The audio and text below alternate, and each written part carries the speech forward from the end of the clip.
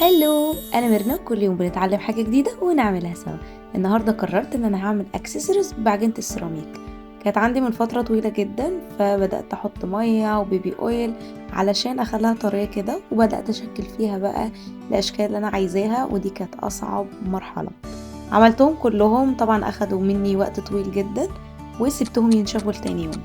وتاني يوم بدأت أصنفر كل الحاجات الزوايد، علشان أي زوايد في الشكل بتاعنا هيبوظ لنا الرسمة تماما أو الألوان اللي هنحطها عليها.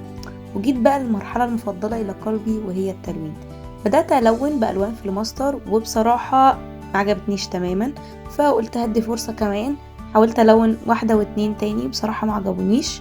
وبدأت بعد كده قلت خلاص هجرب بالألوان المية، وكانت تحفة. ودي النتيجة النهائية. في الآخر حطيت عليها ورنيش مائي علشان يديها لمعة كده زي ما انتم شايفين في الفيديو. فأشوفكم بكرة.